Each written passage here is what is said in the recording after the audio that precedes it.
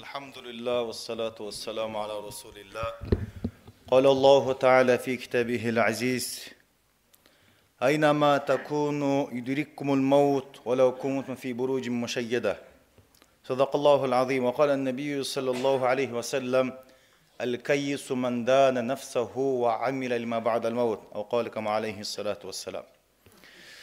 Бүгінгі жұма баянымыздың мазмұны al-isti'dad li yawmil mi'ad, ölüm және өлімден кейінгі жашауға даярдану турасында.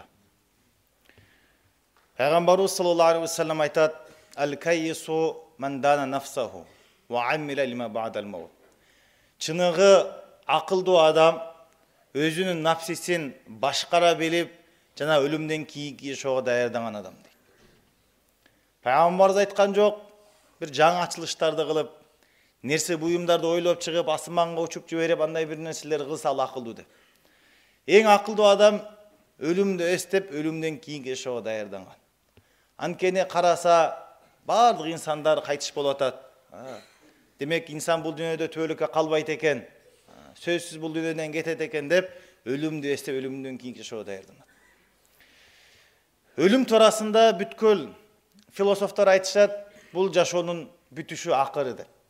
Бирок дин алымдары, уламалар айтышат, өлүм бул жашоонун бүтүшү эмес, өлүм бул бир жашоодон экинчи жашоого өтүү, бир көпүрө сыяктуу дейт. Ачыктап айтканда, жалган жашоодон чыныгы жашоого көчүүгө бир себеп болгон көпүрө сыяктуу дейт. Пайгамбар алейхиссалам айтат: "Акфиру зикр хазимил лаззат." Лаззаттарды кесүүчү нерсени көп эстегиле, ачыктап айтканда өлүмдү көп эстегиле дейт.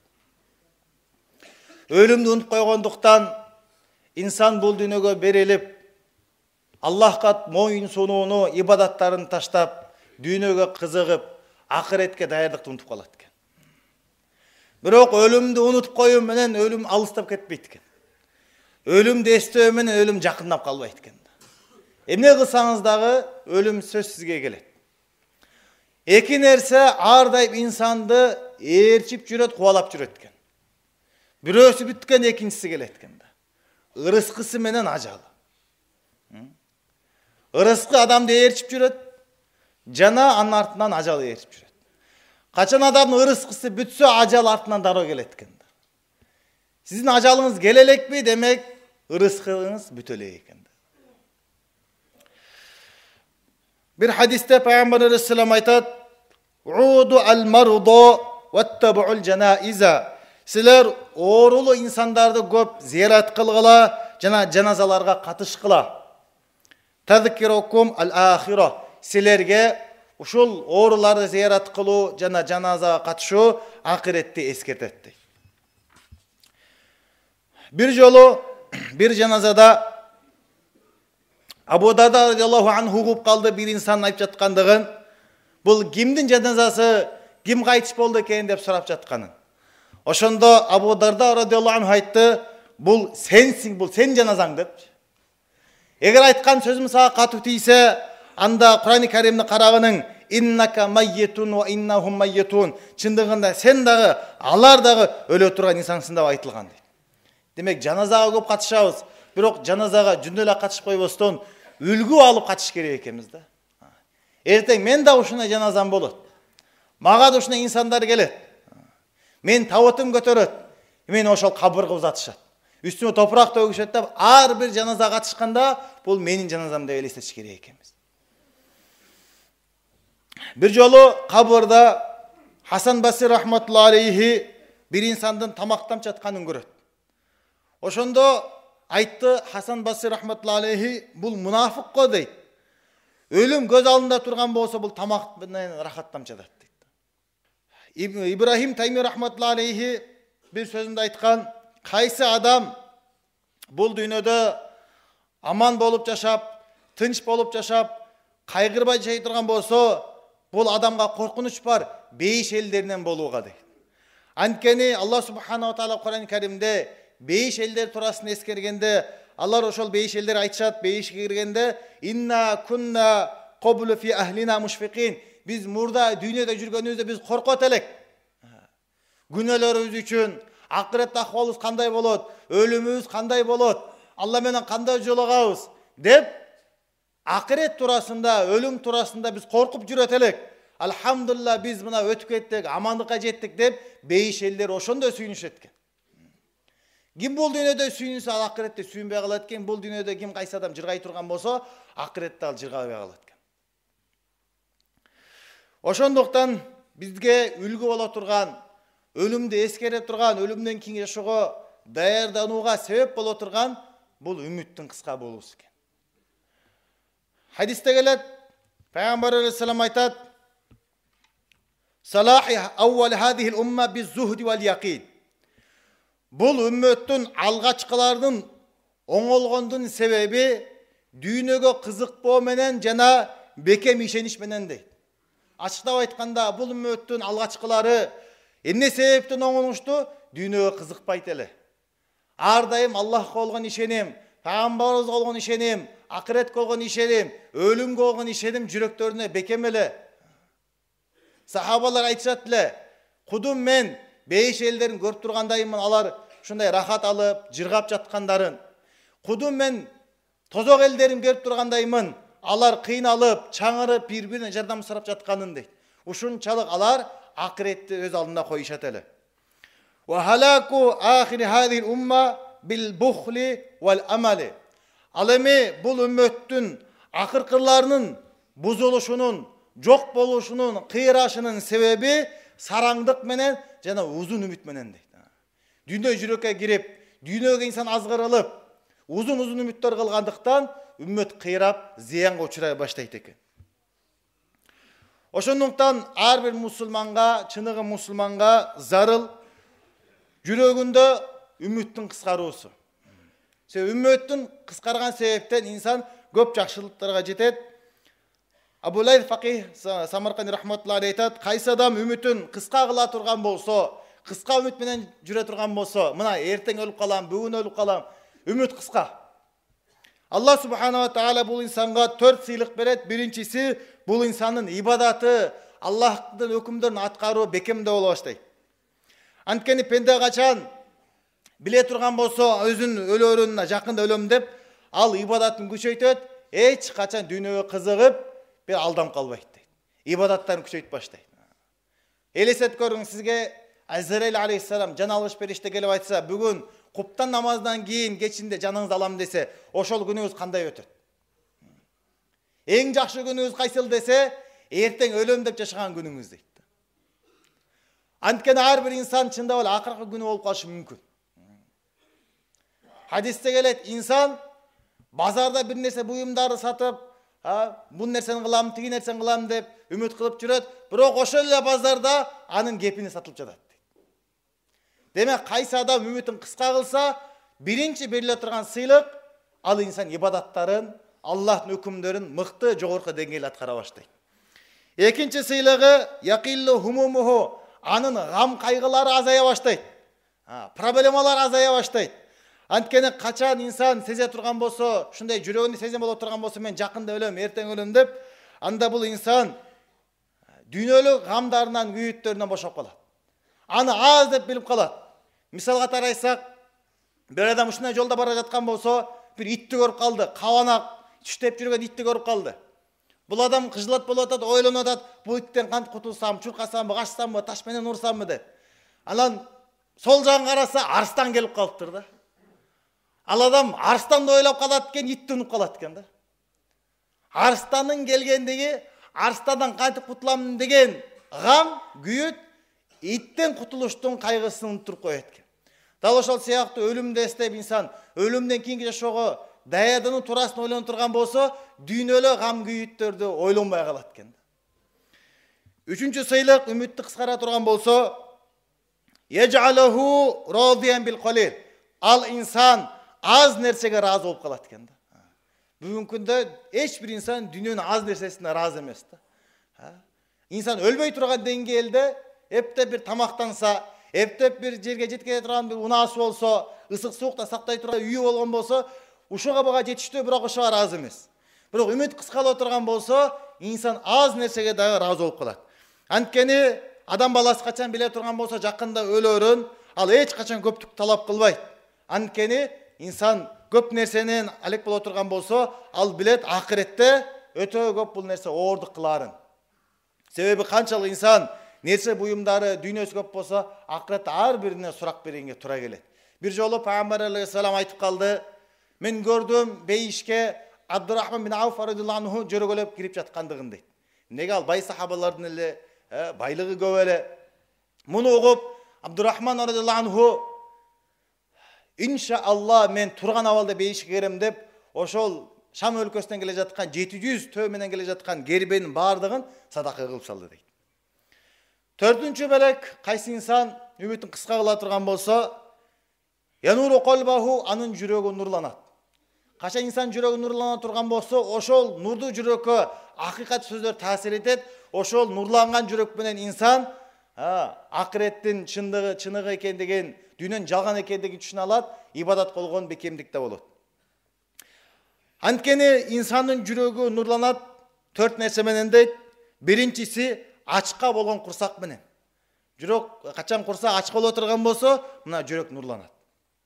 Экинчиси жакшы адамдар менен, такыба адамдар менен шерик болуп, ошолордун жанында жүрүү менен. Үчүнчү, өткөн күнөөлөрүн эстеп, ошол күнөөлөрдү тоба кылып, ошол күнөөлөргө инсанда Аллах Тааладан инсан кечирим сурап, кайра күнөөн кайталабастан ошо тоба кылуу менен инсан жүрөгү нурланат. Төртүнчүсү, үмүттү кыскартуу менен. Үмүт кыска болушу бул жүрөккө нур келишине себеп. Ал эми тескерисинче, кайсы адам үмүтүн узун кыла турган болсо, 100 жыл жашай тургандай, же болбосо ушундай бир пландарды уюштуруп койгон, инсан 20 жыл, 30 жыл алдын пландаштырып атат. Үмүтүн узун кыла турган болсо, ал 4 зыянга, 4 азапка учурайт. Биринчиси, анын ибадатында, Алланын өкүмдөрүн аткарууда, жакшы амалдарда жалпоолук кыла баштайт. Экинчиси, анын дүйнөлүк гам күйүттөрү, кыжылатчылыктары көбөйө баштайт. Үчүнчүсү, бул инсан мал дүйнөнү топтогонго кызыга баштайт. Төртүнчү болсо, анын жүрөгү катып калат дейт. Анткени жүрөк 4 себептен катыйт. Биринчиси, тоюп турган курсак менен дейт. Экинчиси, жаман адамдар менен, күнөөкөлөр менен шерик болуп, ошолордун жанында жүрүү менен. Үчүнчүсү, өтүп калган, өтүп кеткен күнөөлөрүн унутуу менен. Төртүнчүсү, анан үмүттүн узун болуусу менен инсандын жүрөгү катый баштайт. Ошондуктан ар бир мусулман, чыныгы мусулман үмүтүн кыска кылып, өлүмгө даяр болуш керек. Анткени качан өлүп калары, кайсыл жерде өлүп каларын эч качан инсан билбейт. Аллах Таала Кур'ан-ы Каримде айтат: "Ва тадри нафсун би айи ардин тамут".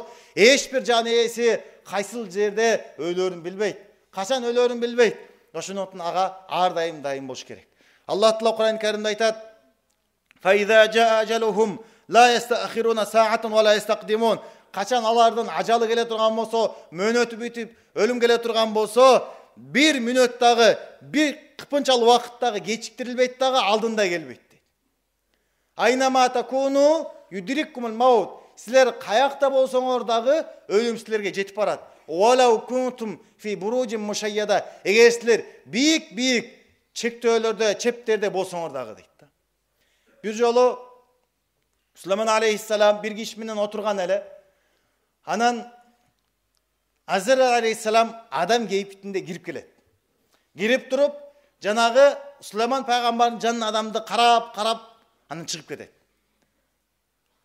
Сулейман алейхиссаламдан жандагы киши сурайт: "Бул азыркы келген адам өтө кызыктай мени карап койду, бул ким?" десе, Сулейман пайгамбар айтат: "Бул Азыр алейхиссаламды жан алгыч беришти." Ошондо жанагы Сулейман алейхиссалам жандагы адам андан суранат: "Ушул мени башкача карап койду. Азыр келип мен жанымды алса керек. Сизге Аллах Таала шамалды башидип берген. Ошол шамалга буйрубайсызбы, мени дүйнөнүн наркы бурчуна апарып койсун. Менин жаным biraz алынбай кечигип турсун" дейт. Макул деп шамалга өкүм кылат, дүйнөнүн наркы бурчуна апарып коет.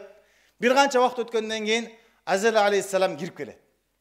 Анан Сулейман пайгамбар таң калып сурайт: "Эмнеге сен жанымдагы адамды ушундай кирип туруп таң калып карап кайра кетип калдың?" дейт.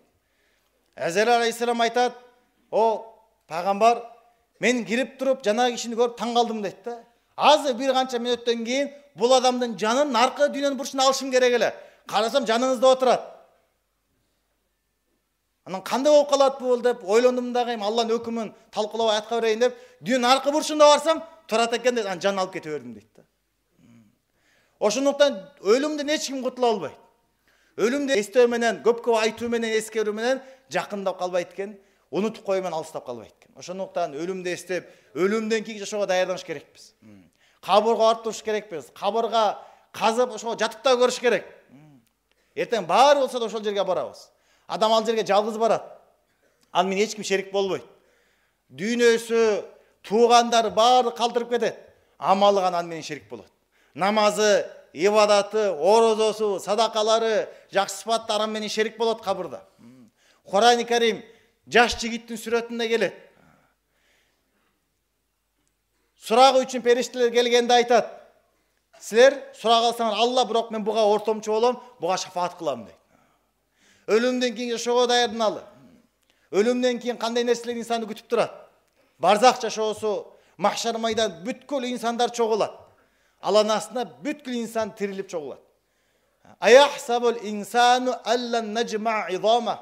Алла Кур'ан-ы Каримде эскерет, инсан адам баласы ойлойбу, Аллах Таала аны кайра тирилте албайт деп ойлойбу дейт. Бала кодирина ала ан нусавия банана. Инсан ойлой турган болсо сөөктөрүн чогулта албайт деп. Аллах Таала айтып атат, тескерисинче биз кадырбыз дейт, манжаларын дагы чогултканга дейт. Бар инсандар Аллах Таала тирилте. Сурак алат, бирден сурак алат. Иқра китабак. Окугуну өзүң китебиң дейт, амал дептериңди. Кафа би нафсика ал-яума алейка хасиба. Сени сурак алганга ошол китебиңди жетиштүү болот дейт да. Адам баласы таң калат, мали хазал китаб, ла югадиру сагирatan ва ла кабирatan илла ахсаха. Бул эмне болгон китеп? Эч бир амалды чоңундагы, кичинесинде калтырбастан жазыптыр дейт да. Ал-яума нахтиму ала афвахихим. Бүгүн дейт, кыямат күнү Аллах Таала айтып атат. Адамдардын ооздорун мөр басабыз. Ва тукаллимуна айдихим. Бизге сүйлөп берет алардын колдору. Ва ташхаду аржулухум бима кану яксибун. Алардын буттары күбөлүп беришет. Эмне жасаган тууралуу дейт. Колуңуз эмне кылды эле? Жакшысындагы жаманды айтат. Бут каяка басты эле? Жакшысындагы жаманды айтат. Кыямат күнү ушундай бир алдыбызда чоң ашуулар турат, ошого даярдык кылышыбыз керек. Бул дүйнөдө гаплетке батып, жүрөгүбүз дүйнөнүн мухаббат менен катып калышы бул өтө бизге чоң гаплет. Ошондуктан өлүмдү эстеп, өлүмдөн кийинки жашоону эскерип туралы. Пайгамбар алейхиссалам айтып атат, кайсы адам акылдуу деп, кайсы адам көп өлүмдү эстесе. Кайсы адам көп ошол акыретке азыктарын жөнөтө турган болсо. Ад-дуnya дару ман ла дару лаху. Дүйнө кайсы адам үчүн үй болуп берет, кайсы адам акыретте үй жок болсо дейт да. Омалу ман ла мала лаху. Жана кайсы адамдын байлыгы болуп берет бул дүйнө, кайсы адам акыретке байлыгын жөнөтпөсө дейт да. Вала яжма илля ман ла акла лаху дейт. Жана дүйнөнү чогултат акылы жок адам гана дейт да. Эмнеге? Чогултуп туруп, кетип туруп башкаларды таштап кетип атат да. Пайгамбар бир сахабаларга айтты, силердин кайсы бириңер өзүнүн байлыгын караганда мураскон байлыгын артык көрөт дегенде, сахабалар айтты, я Расулалла, эч бирибиз өзүбүздүн байлыгыбызга караганда мураскон байлыгын артык көрбөйт дегенде, силер өлө турган болсоңор, ошол колуңардагы, астыңардагы байлык өзүнүн кийинкилигин мураскор болуп калып калат дейт. Ошондуктан баардыгыбыз үмүттү кыска кылып, көп ыйлап Аллага жалбарышыбыз керек. Анткени Аллах Таала бул үммөттү инсандар эч качан эки жолу ыйлатпайт экен. Инсан күнөөлөр үчүн тоба кылып, акыретти эстеп, Аллахтан коркуп ыйлай турган болсо, Алла субхану ва таала кыйынчылыктарды, түйшөктөрдү берип ыйлатпайт экен. Хадисте келет, кайсы бир үммөттөн бир инсан шундай ыйлай турган болсо, анын ыйлаганы, жаланганы Аллах Тааладан корккондуктан болсо, Аллах Таала ошол үммөттү азаптабай турат дейт да. Кыямат күнү айтылат, ала инна аулия Аллахи ла хауфун алейхим ва лахум яхзанун. О, көңүл боргулу Алланын сүйүктүү пенделери, Алланын валилерине эч кандай коркунуч жок жана кайгы жок дейт. Коркунуч келечекке болот экен туугандар. Эмне болуп кетет экен, кандай болуп кетет экен депчи.